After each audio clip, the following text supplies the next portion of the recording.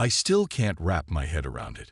My own backyard, my little escape, the place I worked so hard to make nice, was transformed into someone else's dream wedding venue while I was relaxing on vacation in Cancun.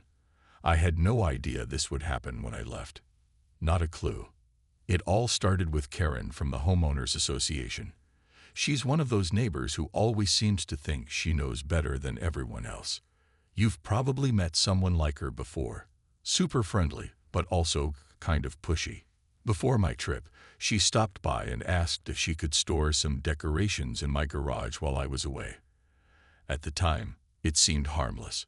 After all, how much trouble could a few boxes cause? Plus, saying no to Karen felt like asking for drama later. So I agreed. Fast forward to my return. Instead of coming home to the peaceful yard I remembered, I found chaos. Flower petals were scattered everywhere. Chairs were lined up neatly across my grass, and there was this big archway covered in white fabric right where my vegetable garden used to be. And taped to my front door was a note that read, "Thanks again for letting us use your space." It was magical. Magical? Seriously. If by magical, she meant ruining months of gardening and trampling my lawn, then sure, it was magical. As I walked around my property, trying to process what I was seeing, I noticed more damage. My hydrangeas, plants I'd carefully nurtured since spring, were completely flattened. There were burn marks on the grass from tiki torches. Even my shed wasn't spared. Its door had been painted gold. Gold. Who paints someone else's shed without permission? Then came the photos. Dozens of them were posted online under hashtags like #DreamWedding@Chestnut Lane. Pictures showed Karen in her flowing dress, surrounded by guests laughing and dancing under twinkling lights strung between trees I planted myself. They even used my backyard swing as a photo prop. Karen looked happy, sure, but every picture felt like a slap in the face. This wasn't just borrowing something small. It was taking over. Taking over my privacy, my effort, and my personal space. It felt wrong on so many levels. Scrolling through the comments made me even angrier. People were praising the setup. Such a beautiful location. So creative to host it at home. Creative? More like entitled. No one mentioned how disrespectful it was to use someone's property without their real consent. That's when it hit me. This wasn't just about flowers or paint. This was about respect, or the lack of it. How could someone think it's okay to turn another person's land into their personal party spot? Didn't they stop to consider how I might feel about coming home to this mess? Standing there, staring at the disaster zone that used to be my yard, I knew I couldn't let this slide. I needed answers, and maybe an apology. But deep down, I already knew Karen wasn't the type to back down easily. The next morning, I woke up feeling a mix of anger and disbelief. My mind kept replaying the scene from the night before. The ruined garden, the bird marks on the grass, and that absurd gold-painted shed door. It was like a bad dream I couldn't shake off. But this wasn't a dream. It was my reality. And Karen had made it hers too. I decided to walk around the neighborhood to clear my head and maybe get some perspective. As I strolled past other houses, I noticed how peaceful everything seemed. Kids played on swings, dogs barked lazily in the distance, and flowers bloomed in neatly trimmed gardens. Everyone else's lives appeared normal. Why did mine suddenly feel like it belonged in a soap opera? That's when I spotted Tom, my neighbor 2 doors down, mowing his lawn. He waved when he saw me, and I walked over, hoping for a friendly chat. But as soon as I opened my mouth to tell him what happened, his expression changed. "Oh, you heard about the wedding?" he said, almost sheepishly. "Heard about it," I replied, raising an eyebrow. "Tom, it happened on my property." He shifted uncomfortably, avoiding eye contact. "Yeah. Karen mentioned she might use your yard while you were gone. She said you agreed." "Agreed?" I exclaimed, throwing my hands up. "I told her she could store some decorations in my garage, not throw a full-blown wedding." Tom held up his hands defensively. "Hey, don't shoot the messenger. I'm just saying what I heard." Frustrated, I thanked him and continued walking. The more I thought about it, the angrier I became. How many others knew about this? Was I the only one blindsided by Karen's so-called plan? It felt like everyone else was in on it except me. Back at home, I grabbed my phone and scrolled through social media again. Karen's wedding photos were still everywhere, each one adding fuel to my growing frustration. People weren't just liking them, they were gushing over them. Comments poured in, praising every detail. The flowers, the lighting, the creative choice of venue. Creative? Really? Using someone's private land without proper permission isn't creativity, it's entitlement. But then something caught my attention, a comment from Sarah, another neighbor. She wrote, "Such a beautiful celebration. Though I do hope the homeowner doesn't mind." Mind? Of course I minded. But seeing her words gave me a tiny flicker of hope. Maybe not everyone thought this was okay. Maybe some people actually cared about doing the right thing. Feeling a bit less alone, I decided to dig deeper into the online posts. I clicked on profiles, read captions, and even checked tagged locations. That's when I stumbled upon a video someone had uploaded. In it, Karen stood under the archway, holding a microphone. "We're so grateful to our wonderful community for helping make today possible," she said with a bright smile. Then she added, "And especially to your name, whose generosity allowed us to create this magical moment." Generosity. Letting her store decorations is not the same as giving her free rein to redecorate my entire yard. Watching that video felt like a punch to the gut. Karen didn't just assume I'd be fine with this. She outright twisted the truth to paint herself as some kind of hero. By the time evening rolled around, exhaustion had set in. I sat on my porch, staring at the mess Karen left behind. A part of me wanted to march over to her house right then and demand answers. But another part, the calmer, slightly smarter part, knew I needed a plan first. Confronting Karen blindly would only lead to more drama, and frankly, I'd had enough of that already. As the sun dipped below the horizon, casting long shadows across my battered lawn, I made a decision. Tomorrow, I'd talk to Karen face to face. Whether she liked it or not, we were going to have a very serious conversation. The next morning, I woke up with a mix of determination and nerves. Talking to Karen wasn't something I was looking forward to, but it had to be done. I couldn't let her think what she did was okay.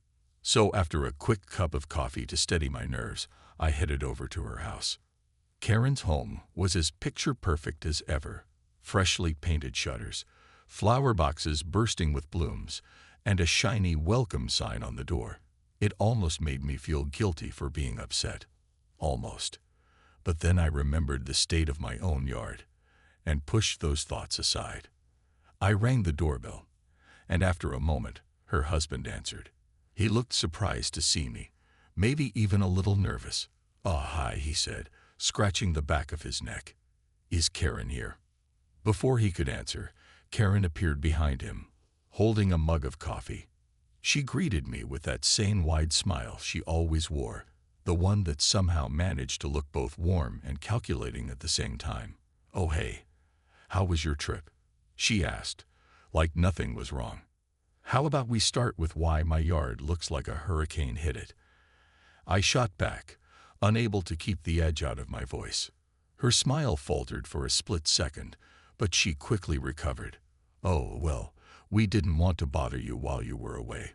So we figured since you said yes to storing decorations, you wouldn't mind if we expanded things a bit."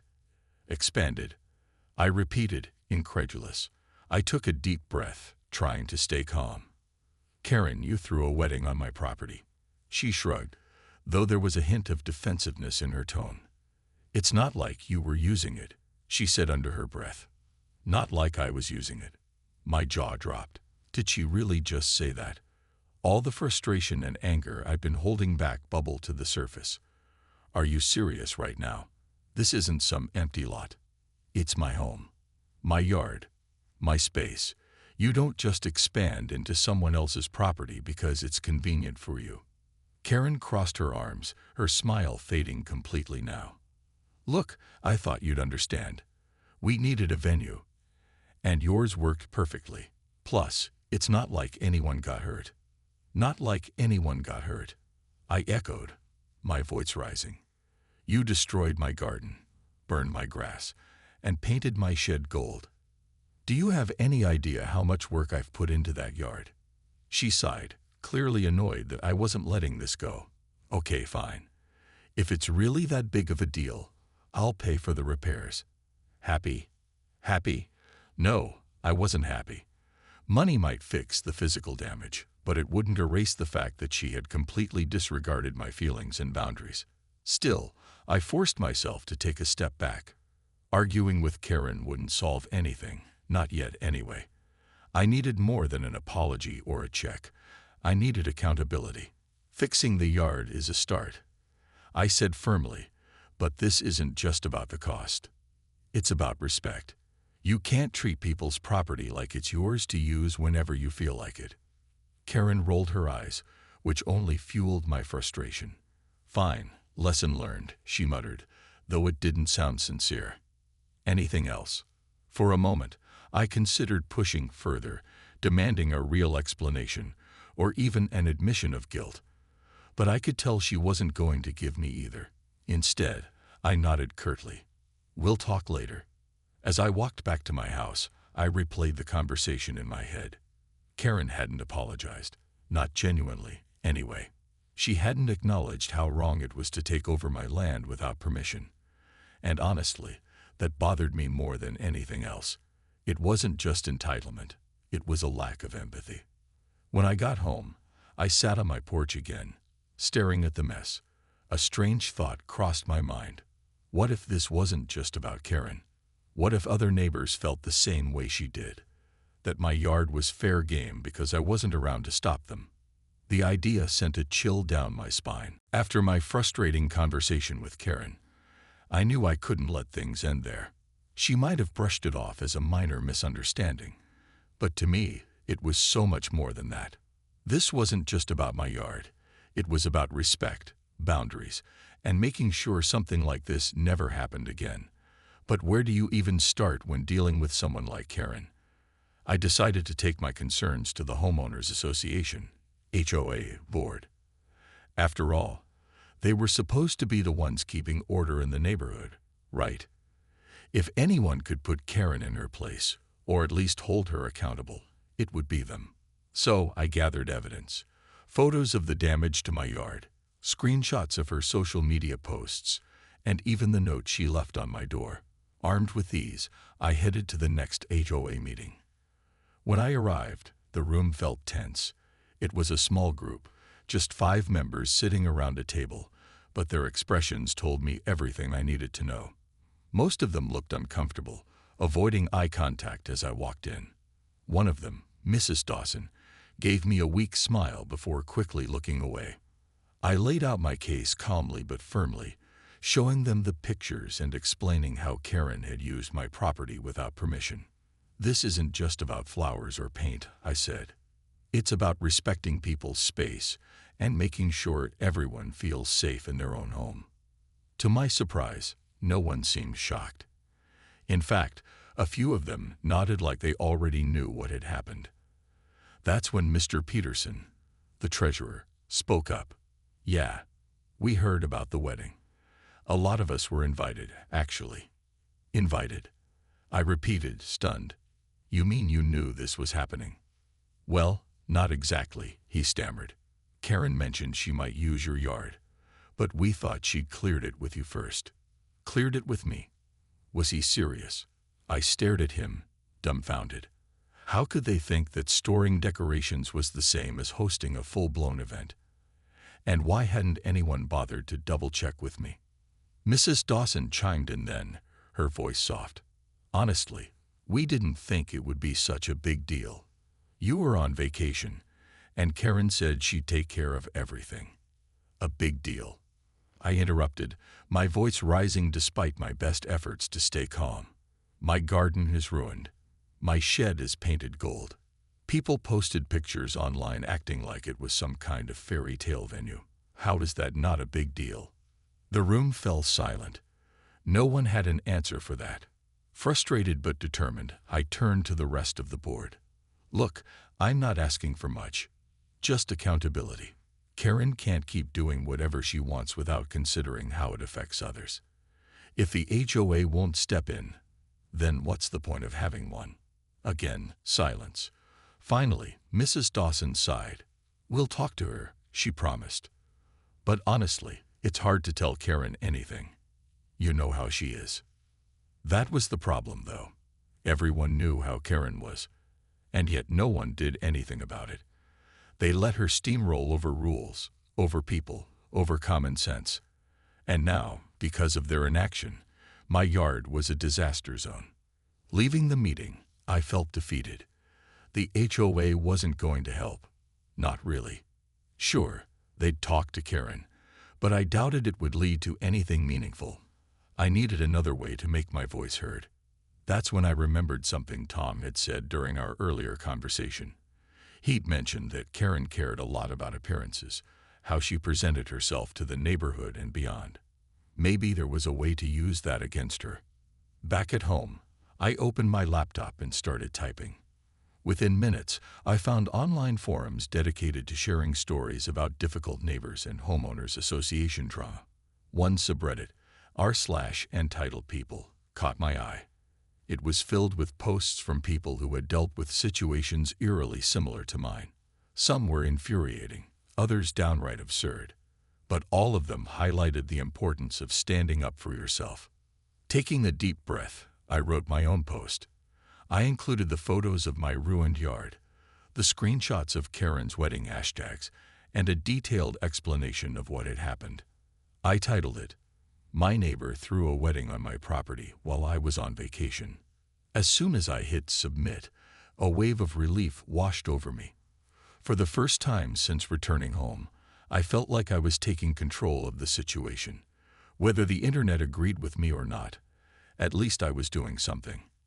And deep down, I hoped that shining a light on Karen's behavior would force her, and maybe even the HOA, to finally take responsibility. The moment I hit submit on my Reddit post, a strange mix of emotions washed over me.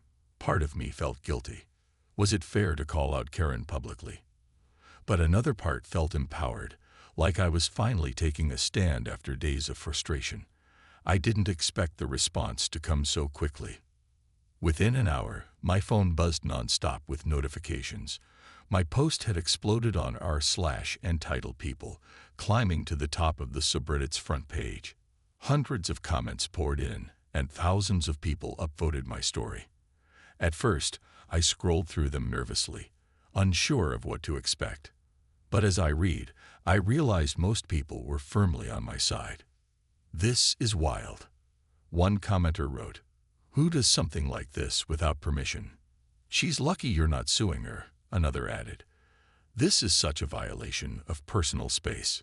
Some shared their own experiences with entitled neighbors or HOAs gone rogue. One person even joked, "At least she didn't repaint your house pink." While the humor helped lighten the mood, the overwhelming support made me feel less alone. For the first time since returning home, I wasn't just some guy dealing with a frustrating situation. I was part of a community that understood how wrong this was. But then came the inevitable backlash. A few commenters defended Karen, saying things like, "Maybe she thought you'd be okay with it," or "It's just a yard, not the end of the world." Those comments stung, but they also reminded me why I'd posted in the first place. If people could dismiss this kind of behavior online, imagine how easy it was for Karen and the HOA to do the same in real life. By the end of the day, my inbox was flooded with messages. Some offered advice, "Document everything," while others simply said, "You've got this." One message stood out, a private note from an account named Karen Heads Drama. The subject line read, "Can we talk?" My stomach dropped. Was this really Karen reaching out? I clicked on the message hesitantly. Inside was a short note. "I know you're upset, and honestly, I get it. Can we meet tomorrow? Coffee's on me." Part of me wanted to ignore it entirely. After everything she'd done, Did she really think a cup of coffee would fix things? But curiosity got the better of me. Maybe this was her way of apologizing, or at least trying to. Either way, I agreed to meet her. The next morning, I walked into the local cafe feeling uneasy. Karen was already there, sitting at a corner table with 2 cups of coffee in front of her. She looked different today, less polished, more vulnerable. When she saw me, she forced a smile, though it didn't reach her eyes. "Thanks for coming," she said softly. "I saw your post. I figured you would," I replied, keeping my tone neutral. "It's been getting a lot of attention." She winced. "Yeah, I noticed. Look, I know I messed up. Big time. I never meant to hurt you or your property. It just spiraled out of control." "Spiraled?" I echoed, raising an eyebrow. "Karen, you threw a wedding on my land without asking. That's not a spiral. That's a deliberate choice." She sighed, looking down at her hands. "You're right. It was stupid and selfish, and I should have talked to you first. I guess I thought, I don't know, that you'd see it as a compliment." "A compliment?" I repeated, incredulous. "Ruining my garden isn't a compliment. Ignoring my boundaries isn't a compliment." "I know," she said quickly, her voice trembling slightly. "And I'm sorry. Truly. I'll pay for the repairs, repaint the shed, whatever it takes. I don't want this to ruin our neighborhood." For a moment, I considered walking away. Her apology sounded sincere enough. But words are cheap. Actions matter more. Still, something about her demeanor gave me pause. Maybe she really did regret what happened, or maybe she was just scared of the internet storm she'd unleashed. Either way, I decided to hear her out. "Fixing the damage is a start," I said finally, "but it's not enough. You can't keep treating people's property like it's yours to use whenever you want. Respect goes both ways, Karen." She nodded earnestly. "I understand. I'll make sure this never happens again. To anyone." We sat in silence for a while, the weight of the conversation hanging between us. As much as I wanted to stay mad, I could tell she meant what she said, at least for now. Whether her promise would last remained to be seen. But for the first time since returning home, I felt like I might actually be able to move forward. Over the next few days, Karen kept her word, at least on the surface. She hired a landscaping team to repair my yard, repainted the shed back to its original color, after scraping off layers of that ridiculous gold paint, and even sent me a handwritten apology note. It was short and simple. "I'm truly sorry for overstepping. I hope we can move past this." At first, I wasn't sure how to respond. Part of me wanted to ignore it completely, but another part realized that holding on to anger forever wouldn't do me any good. So I wrote back with 2 words: "We'll see." It wasn't forgiveness, it was acknowledgement. And honestly, that felt like enough for now.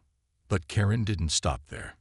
To make amends with the neighborhood, or maybe to save face after the Reddit drama, she announced plans to host a thank you dinner for everyone affected by her actions. At first, I thought it was a joke. A dinner? Really? But as details emerged, I realized she was serious. Flyers went up around the cul-de-sac advertising a potluck-style event at the community center, complete with decorations, music, and free dessert. The idea sounded awkward at best and cringeworthy at worst. Still, curiosity got the better hand of me. Plus, I figured it might be worth attending just to gauge whether Karen's apology extended beyond lip service. If nothing else, it could provide some much-needed closure for me and the rest of the neighbors. The night of the dinner arrived, and the community center buzzed with chatter.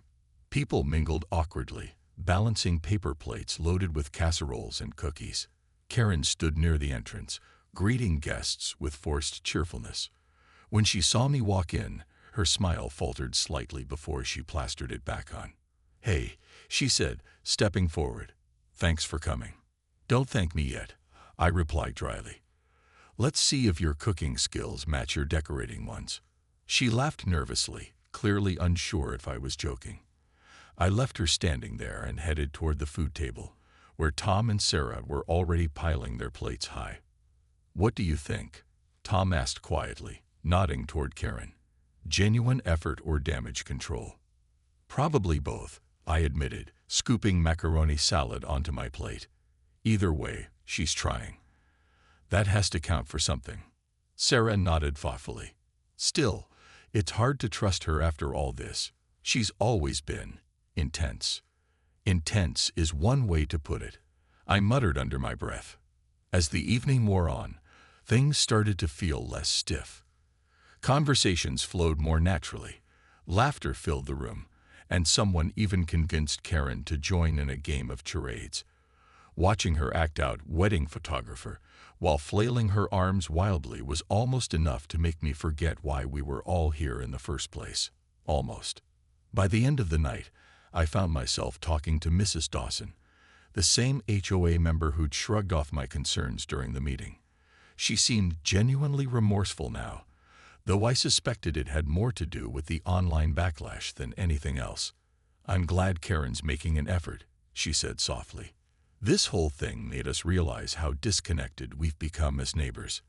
Maybe it's time to change that." Her words struck a chord.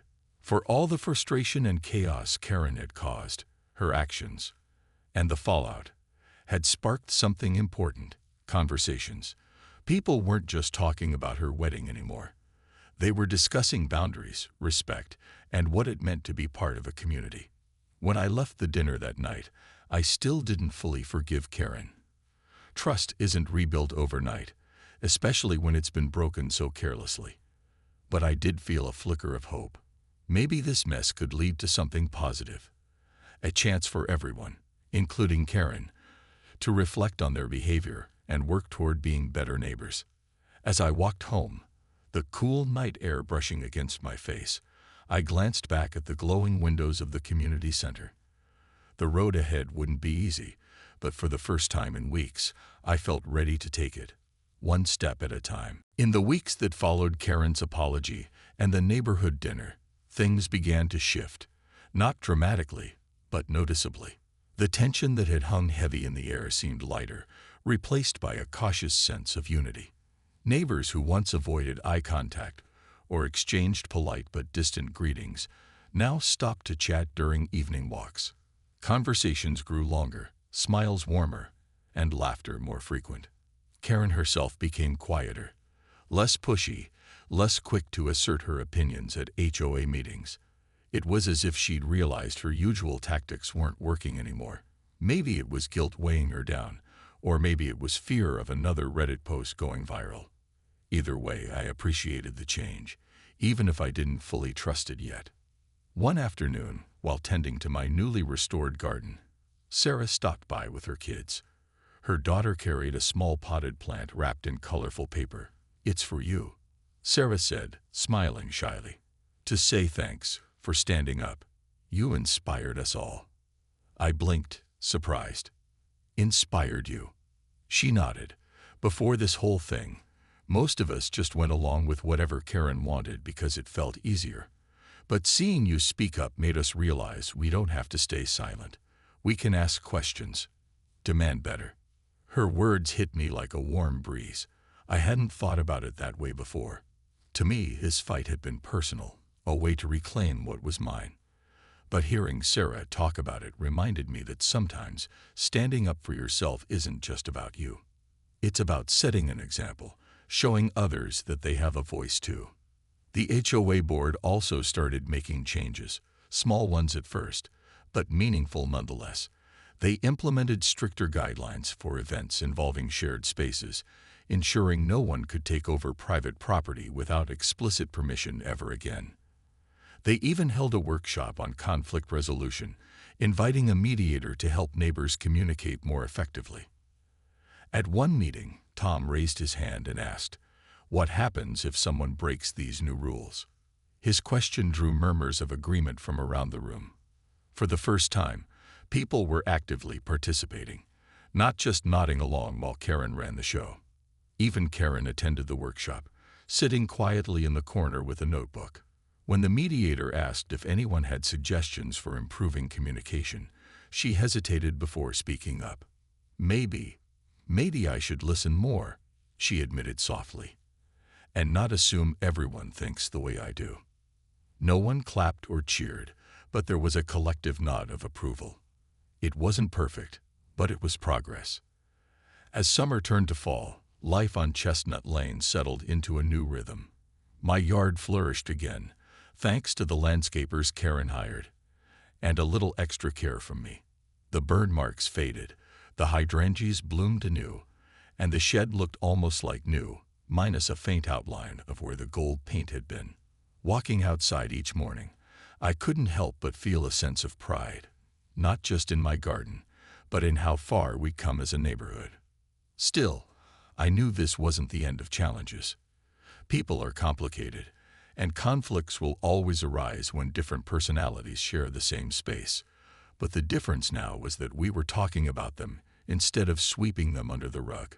We were learning to respect boundaries, not just physical ones, but emotional ones too. One crisp autumn evening, as I sat on my porch watching leaves drift lazily across my yard, I thought back to everything that had happened.